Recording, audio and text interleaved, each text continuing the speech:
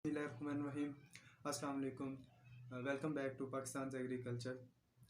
और आज हम आपको समर क्रॉप्स के बारे में बताएंगे। जिस क्रॉप के बारे में आज मैं डिस्कस करूंगा या जिसके बारे में अपने किसान भाइयों को बताऊंगा वो ग्राउंडनट है, पीनट यानी मूंगफली, जिसे हम आम जुबान में मूंगफली कहते हैं।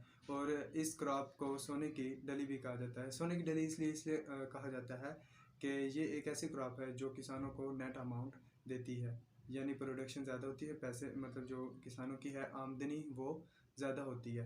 तो इसका ये एक फ़ायदा है।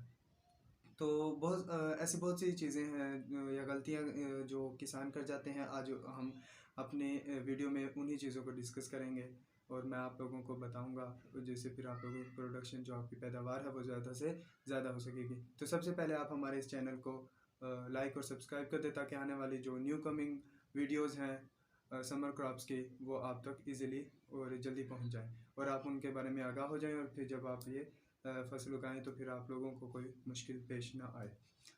तो सबसे पहले अगर हम इसकी इम्पोर्टेंस की बात करें तो ये ब्रानी एरियाज़ में सबसे ज़्यादा उगाई जाती है। और पूरे तकरीबन सबसे पहले अगर हम इसी हिस्ट्री की बात करें तो 1949 टू 1950 यानी 1950 या 1949 से 50 में सबसे पहले ये पाकिस्तान के पोटुखा रीजन चकवाल में ग्रो हुई थी। तकरीबन 84% पंजाब में ये ग्रो होती है, 13% KPK में और 3% सिंध में होती है।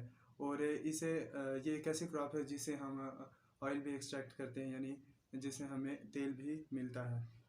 अगर हम इसकी पूरी वर्ल्ड दुनिया में अगर इसकी हिस्ट्री के बारे में बात करें तो ये सबसे पहले साउथ अमेरिका में 1000 साल पहले 1000 बिफोर 1000 BC 1000 साल पहले ये साउथ अमेरिका के एक शहर में सबसे पहले इसे जाना गया था और इसके मतलब इसकी शनाख्त हुई थी। उसके बाद जो मेन ये मशहूर ही है ये क्रॉप, तो वो 20th सेंचुरी यानी 20वीं सदी में हुई है। और पाकिस्तान में ये 1950 में सबसे पहले पोटुखा रीजन के चकवाल में ग्रो हुई थी। अब उसके बाद अगर हम उसकी ज़मीन की तैयारी के बारे में बात करें या ये किस तरह ग्रो की जा सकती है, अगर हम इन चीज़ों के बारे में बात करें तो सबसे पहले हम ये देखेंगे कि हमारी ज़मीन कैसी है। तो आपकी ज़मीन जो है वो लूजिज़ सॉइली होनी चाहिए, ऐसी सैंडी सॉइल की तरह बिल्कुल भुरभरी सी कि जिसमें आपके जो मूंगफली का पौधा है वो इजीली पेनिट्रेट कर सकें। अगर आपकी ज़मीन का जो हार्ड होगी, सख्त होगी, तो जो आपका पौधा होगा वो इजीली उसके अंदर पेनिट्रेट नहीं कर पाएगा, सुइयाँ नहीं बनेंगी। और चूँकि आप लोगों को पता है कि मूंगफली ज़र ज़मीन बनती है तो फिर उनकी जो प्रोडक्शन है वो डिक्रीज़ हो जाएगी और फिर आपकी पैदावार अच्छी नहीं होगी। उसके बाद अगर हम प्रिपरेशन ऑफ लैंड की बात करें कि ज़मीन कैसे तैयार की जाए, तो ज़मीन की तैयारी के लिए सबसे पहले हमें गहरा हल चलाना चाहिए। आमतौर पर किसान करते हैं कि जनवरी में, यानी जो साल शुरू होता है उस टाइम ही जनवरी के फर्स्ट वीक में या जनवरी में ही गहरा हल चला देते हैं। उसका ये फ़ायदा होता है कि जब चूँकि रेनफॉल ज़्यादातर चकवाल में ग्रो की जाती है तो उस एरिया में टोटली डिपेंड करती है क्रॉप्स रेन पे, तो रेनफॉल पे, और क्योंकि इन इलाकों में पानी नहीं होता तो इसलिए फिर वो इसका ये फ़ायदा होता है कि ज़्यादा से ज़्यादा पानी ज़मीन में जज़्ब हो जाता है। और अगर हम इसके बाद बात करें तो तकरीबन जब आप ग्रो करें इस फसल को तो उस टाइम उससे तकरीबन 1 महीने पहले 2 से 3 बार अच्छी तरह डीप प्लॉइंग कर लें, गहरा हल चला लें और सुहागा फेर लें। सुहागा नहीं फेरेंगे तो शायद फिर वो जो आपका जो ज़मीन का लॉस है वो, बल्कि ज़मीन का जो अंदर वाटर होगा वो भी एवेपोरेट हो जाएगा और फिर इस तरह ज़मीन में जो मॉइस्चर है वो कंजर्व नहीं होगा। ठीक है, तो इस तरह ये जो ज़मीन की तैयारी हो जाएगी। ये तकरीबन 2 से 3 बार हल चलाना चाहिए और वो भी गहरा। ठीक है, उसके बाद अगर हम सीड की बात करें कि किस तरह का सीड होना चाहिए, तो जो आम तौर पर सीड इस्तेमाल किया जाता है वो अगर हम देखें तो बारी 2011 है और बारी 2016। जो आजकल सबसे ज़्यादा सीड इस्तेमाल किया जाता है वो है अटक 2019 फ़ख्रे चकवाल, जिस बीज का नाम है, ये सबसे ज़्यादा इस्तेमाल किया जा रहा है। ये आपकी जो बीज है इसकी सबसे ज़्यादा अच्छी वैरायटी का है, ये आपको ग्रो करना चाहिए जिससे फिर आपकी पैदावार ज़्यादा होगी। उसके बाद अगर हम बात करें कि सिलेक्शन ऑफ सीड की कि बीज किस तरह का होना चाहिए, तो आपका बीज ऐसा हो जो पूरे 19% ग्रो कर सके। अब हमें ये कैसे पता लगेगा कि ये बीज पूरे 90% ग्रो कर सकता है? तो इसका ये तरीका है कि आप प्लेट में मिट्टी लें, मिट्टी में आप 10 से 8 बीज उगा दें। उसके बाद क्या होगा कि आप जब 7 से 8 दिन बाद देखेंगे कि आपके कितने बीज उगे हैं, तो अगर आपके बीज 10 में से 7 से 8 उग जाते हैं, तो आप ये समझें कि जो आपके बीज की जो उगने की शरह है वो 19% है, 90% है, 90। तो अगर आपके बीज की उगने की शरह 90% है, तो आप कह सकते हैं कि आपका जो बीज है वो अच्छा है। और अगर ये 90% नहीं होती, तो आपको चाहिए कि फिर अपने ज़मीन का सॉइल टेस्ट करवाएं। फिर उससे आपको पता लग जाएगा आपकी ज़मीन में क्या कमी है। अगर उसकी पीएच कम या ज़्यादा है, तो फिर उसको आप मेंटेन करें, या कोई नेचुरल क्लाइमिटीज़ है या कोई और वजह है, तो उसको आप अंडरस्टैंड करें। नहीं तो फिर आप अपने बीज को चेंज कर लें। और दूसरी एक बात जो मेन है वो ये है कि जो बीज आप उगाएं, एक तो उसके जो बीज यानी सीड का जो हम लेते हैं मूंगफली का, उसके ऊपर गहरे रंग का पतला सा वो छिलका होता है, वो उतरा हुआ ना हो। अगर वो थोड़ा उतरा हुआ है या मुकम्मल उतरा हुआ है, तो वो जो बीज है वो अच्छी तरह ग्रो नहीं कर पाएगा, यानी जो आपकी जो प्रोडक्शन है या आपकी यील्ड है वो डिक्रीज हो जाएगी। इस तरह आप नुकसान में चले जाओगे। और एक बात और मैं आप लोगों को बताता चलूँ, जो मेन गलती करते हैं किसान वो ये है कि चूंकि जिस तरह आप बीज को मतलब ग्रो करते हैं, उस पर फंगीसाइड्स जो है ना अटैक कर लेते हैं, तो फंगस अटैक कर देती है, जिसकी वजह से फिर वो जो बीज है आपको ग्रो नहीं कर पाता। उसके बचाव के लिए आपको क्या करना चाहिए कि 2 ग्राम टॉप्सिन या बेनलेन लेके 1 किलो बीज के साथ उसको मतलब लगा लें और फिर उस बीज को ग्रो करें। इससे फिर जो आपका बीज ग्रो करेगा वो फंगस से बच जाएगा और फंगस उस पर अटैक नहीं करेगी और जो आपकी प्रोडक्शन है वो अच्छी हो जाएगी। उसके बाद अगर हम सीड रेट की बात करें कि बीज कितना होना चाहिए, तो तकरीबन अगर आप फलियां लें यानी तो वो 70 केजी होनी चाहिए, यानी 70 किलो फलियां 1 एकड़ के लिए बेहतर हैं, यानी पर कनाल 5 केजी होनी चाहिए। और अगर आप गिरियों की बात करें, गिरियां यानी जो दाने होते हैं मूंगफली के, तो वो तकरीबन आपके 40 किलो होने चाहिए।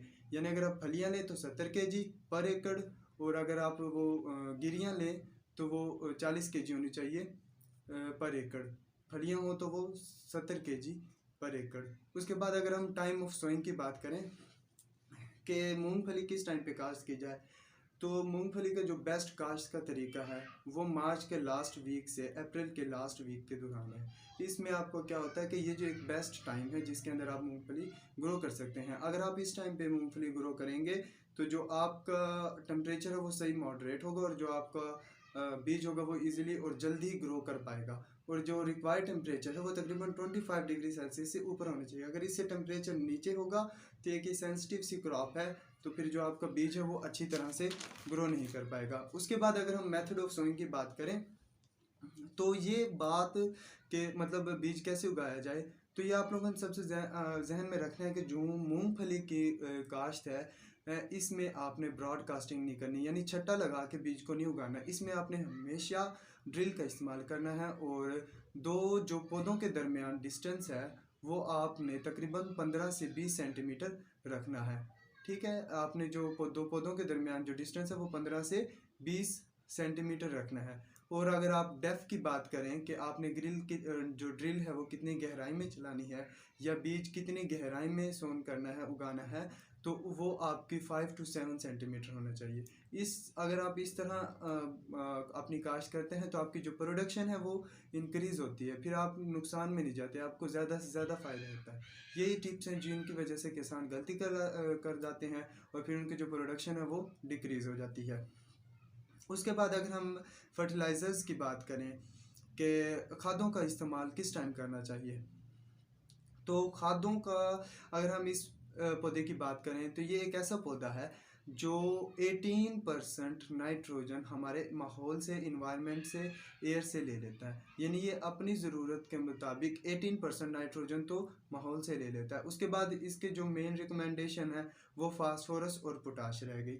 तो इसको हम फर्टिलाइज़र्स के ज़रिए दे सकते हैं। सबसे पहले हमें अपने सॉइल टेस्ट करवाना चाहिए और पता लग जाता है जिससे कि हमारे ज़मीन में किन नमकियात की कमी है, तो फिर हम उसके मुताबिक उस फसल को मतलब उतनी खाद दे सकते हैं। उसके बाद अगर हम वैसे रिकमेंडेड बात करें तो तकरीबन यानी कितनी होनी चाहिए, तो तकरीबन 12 केजी नाइट्रोजन, 32 केजी फास्फोरस और 12 kg पोटाश। ये एक पौधे की जो ज़रूरत है उसके मुताबिक कितनी खाद होनी चाहिए, ठीक है। बाकी ये सिर्फ किसान पे डिपेंड करता है कि वो जितनी अच्छी प्रोडक्शन लेना चाहता है तो फिर वो उतने ही मतलब उसका इस्तेमाल कर ले खादों का, ठीक है। ये मतलब आप जितना ज़्यादा, वो कहते हैं ना कि जितना गुड़ डालोगे उतना ज़्यादा मीठा होगा, तो ये वही कहानी है। उसके बाद अगर हम इरिगेशन की बात करें यानी पानी की बात करें, तो पोठुहार रीजन में यहाँ पे तो ऐसा होता है कि सारी जो फसल है वो रेनफॉल पे डिपेंड करती है, बारिश पे।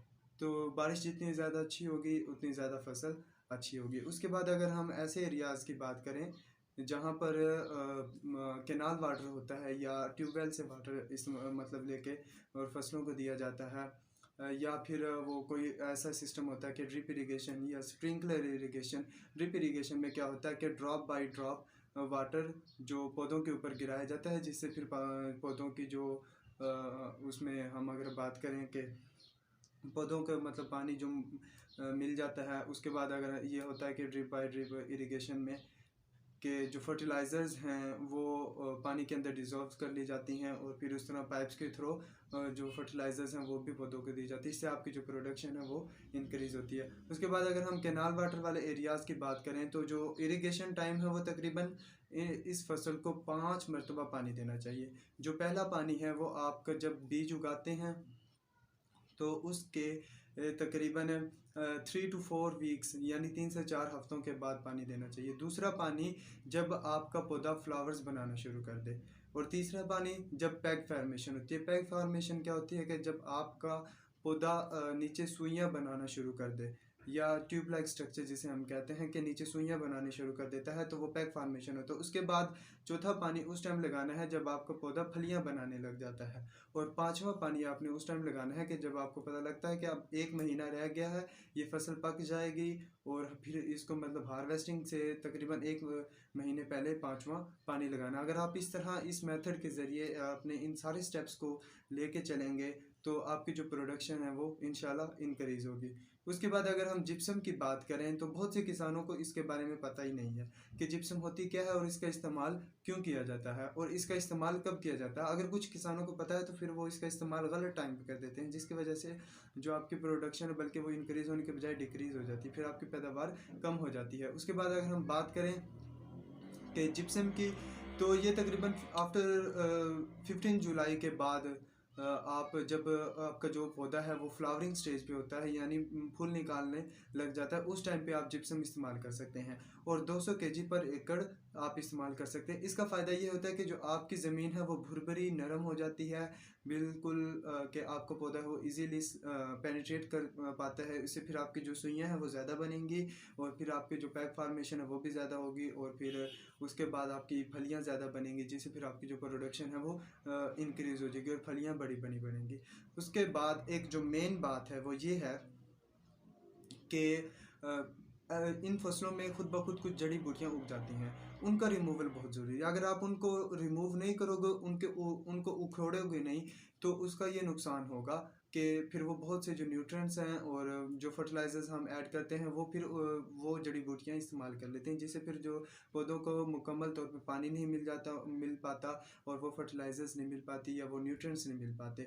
तो इन जड़ी बूटियों को निकालना बहुत ज़रूरी है और इसके निकालने के लिए आप गोडी भी कर सकते हैं और हाथ से भी इन्हें निकाल सकते हैं। गोडी का ये टाइम है कि जब आप पहला पानी लगाते हैं उस 1-2 दिन बाद आप गोडी कर लें। उसका ये फ़ायदा होता है कि ज़मीन थोड़ी सी नरम होती है और गोडी ईजिली हो जाती है। और दूसरी गोडी आपको चाहिए कि फ्लावरिंग स्टेज से पहले पहले कर लें, क्योंकि उसके बाद ये होता है कि पैग फॉर्मेशन शुरू हो जाती है, उसमें आपकी फलियाँ बनना शुरू हो जाती हैं। अगर आप उस टाइम पे ये करोगे तो उसका ये नुकसान होगा कि आपकी जो फलियां हैं या आपकी जो सुइयां हैं वो डैमेज हो सकती हैं। उससे फिर आपकी जो प्रोडक्शन है वो डिक्रीज हो जाएगी, क्योंकि वो जो डैमेज होके पौधे से अलग हो जाएंगे, क्योंकि पता है कि पौधा फैलता है ज़मीन पे। जब आप गोडी करोगे कसी से या किसी चीज़ की मदद से, खुरपी की मदद से, तो फिर वो क्या होगा कि वो डैमेज होकर पौधे से अलग हो जाएगी, फिर इस तरह आपकी जो प्रोडक्शन है वो डिक्रीज़ हो जाएगी। उसके बाद अगर हम डिज़ीज़ की बात करें तो इसमें तकरीबन 3 से 4 ऐसी डिजीज़ है जिन पे जो बीज से ही फैलती हैं, लेकिन अगर हम उन पे कंट्रोल कर लें या अपने थोड़ा सा बीज का पहले से ही अगर उसका ध्यान रखें तो इस पे इजीली कंट्रोल कर सकते हैं। इसमें जो एक मेन डिजीज़ है वो है कि पत्तों का टिक्का नुमा झुलसाव। इस बीमारी में क्या होता है कि पत्तों पर गोल शक्ल के दाग पड़ जाते हैं। आपको पत्तों पर गोल शक्ल के दाग नज़र आएंगे। इसका ये जो फैलाव है ये सिर्फ बीज की वजह से होती है। इसको अगर हम कंट्रोल करना चाहते हैं तो हमें सिर्फ सेहतमंद बीज इस्तेमाल करना चाहिए। और इसका जब आपको पता लग गया है कि ये बीमारी आपके पौधे को है, तो आपको चाहिए कि एक स्प्रे है नेटिवो, उसको 0.5 ग्राम लेकर आप 1 लीटर पानी में डिज़ोल्व करके फिर उसको आप स्प्रे कर सकते हैं। वो आप अपनी मतलब पौधों की मिकदार पे कर सकते हैं कि अगर ज़्यादा बीमारी फैली हुई है तो फिर उसकी थोड़ी सी जो क्वांटिटी है वो आप बढ़ा लो। ठीक है। उसके बाद जो नेक्स्ट एक बीमारी है वो है पौधों का झुलसाव। इसमें क्या होता है कि पौधों पर गोल शक्ल के गहरे और भूरे रंग के दाग बन जाते हैं। ये भी बीमारी बीज की वजह से ही फैलती है। अगर आपका बीज सेहतमंद हो तो ये बीमारी ना हो, लेकिन इस बीमारी में ये है कि एक पौधे से दूसरे को भी लग सकती है। इसका ये हल है कि आप टॉप्सिन एम या बैनलेट, ये एक जहर है जो आप अगर 2 ग्राम लो और फी किलोग्राम बीज के साथ अगर आप उसको मिक्स करके या बीज को लगा के अगर आप वो बीज उगाओगे तो जो आपकी ये बीमारी है इस पर इजीली कंट्रोल हो सकता है। उसके बाद अगर हम बात करें एक और बीमारी है वो है तने का गलाव। इसमें क्या होता है कि जो पौधा है उसका तना गलना सड़ना शुरू हो जाता है। ये भी बीमारी बीज की वजह से फैलती है और ये भी एक पौधे से दूसरे पौधे में बहुत तेज़ी से फैलती है और लग जाती है। इस तरह आपकी जो फसलें तबाह हो सकती हैं। और इसका भी यही कंट्रोल है कि आप सेहतमंद बीज इस्तेमाल करें। और सबसे पहले आपको टॉप्सिन एम या बैनलेट इसको 2 ग्राम लेकर आप 1 किलो बीज के साथ लगा के और फिर वो बीज ज़मीन में उगाएं। ठीक है। उसके बाद अगर हम हार्वेस्टिंग की बात करें तो ये जो डिजीज़ थी अगर आप इनको पहले से ही अगर इन पे कंट्रोल कर लेते हैं तो फिर आपकी प्रोडक्शन जो है वो मतलब उस पर आप कंट्रोल कर पाओगे। ठीक है। वरना अदरवाइज़ फिर आप लोगों को पता नहीं लगेगा। उसके बाद अगर हम हार्वेस्टिंग की बात करें तो ये जो मूंगफली है इसकी हार्वेस्टिंग ये एक तो 6 माह में फुल पक के तैयार हो जाती है।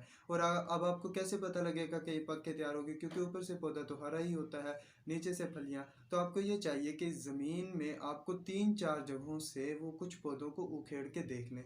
अगर आपकी जो फलियाँ हैं उनका जो छिलके का रंग है वो गहरा भूरा हो जाए और जो गिरी का रंग है वो गुलाबी हो जाए, यानी गिरी आपकी गुलाबी रंग की हो जाए, या अगर आप फलियों को देखें तो वो गहरा रंग हो जाए ना भूरा, तो फिर आप ये समझ लें कि जो आपका पौधा है वो मतलब पक के तैयार हो गया है। उसके बाद आप हार्वेस्टिंग करें। हार्वेस्टिंग में आप ट्रैक्टर की मदद से कर सकते हैं कि गहरा हल चला के सारे पौधों को उखेड़ सकते हैं, या आप अगर आपके पास ट्रैक्टर नहीं है तो उन पौधों को हाथ से उखेड़ सकते हैं। और अगर आपके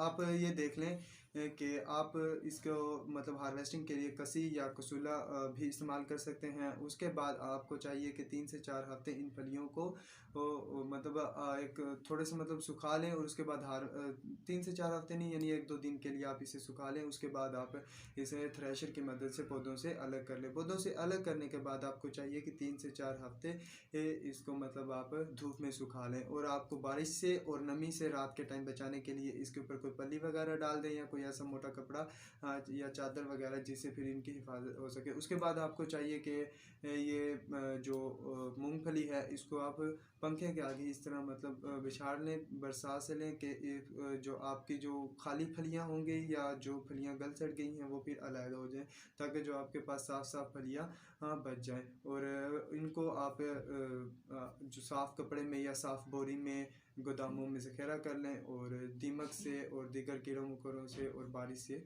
बचाएं। और अगर आप को हमारी ये वीडियो अच्छी लगी है, ये थी हमारी ग्राउंड नट के बारे में सारी प्रोडक्शन। अगर आप किसान भाई जो मेरे हैं अगर आप वो इस तरह से काम करें और इन प्रोडक्शंस पे या इन बातों पे अगर वो गौर करें तो जो उनकी प्रोडक्शन है उनकी पैदावार है वो इंक्रीज़ हो सकती है। तो अब आपसे गुजारिश है कि मेरे इस चैनल को लाइक और सब्सक्राइब कर दें, बाकी ताकि आपको आपके पास जो न्यू वीडियोज़ हैं समर क्रॉप्स के बारे में वो आपके पास जल्द अज जल्द पहुँच जाएँ। अल्लाह हाफिज़।